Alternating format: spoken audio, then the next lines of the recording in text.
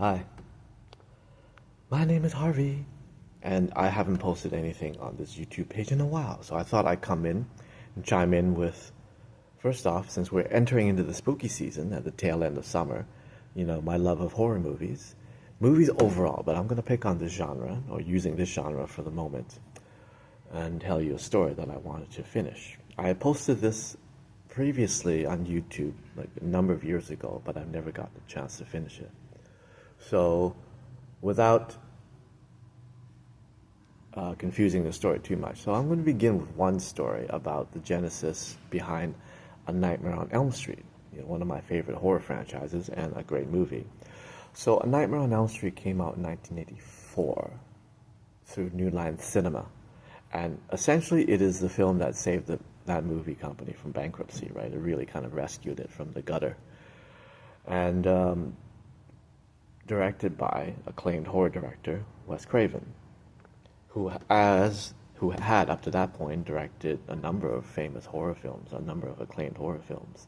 He had directed Swamp Thing, of all things, despite the cheesy title.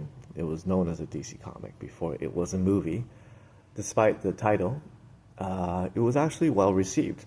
Even Siskel and Ebert liked it, and starring, the lovely Adrienne Barbeau. Wes had also directed The Hills Have Eyes, and, forgive me if I remember this,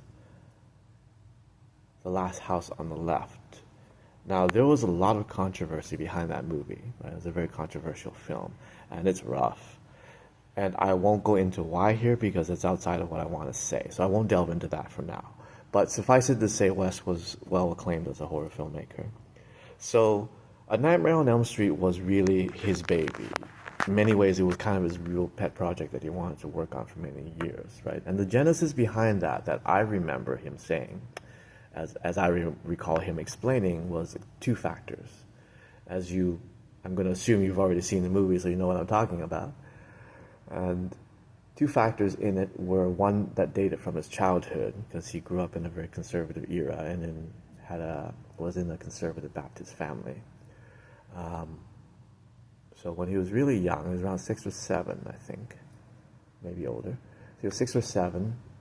He saw in his neighborhood apartment, right? He saw a homeless man shuffling around outside, and he had seen this homeless man before, and this homeless man was very burnt, very scarred, very, very horrific look, right, on his face, and he somehow sensed that Wes was looking at him, and looked up at him, right, and just death stared him, right? Death stared this young boy with this frightening look, right? And Wes was really terrified of what he saw. He just saw, wow, he's a really frightening man, and really scared. And he had to go get his older brother, who had got a baseball bat ready at the door just in case this person broke in. So that stuck in his mind of this person, he kind of delighted in taunting youth, right? So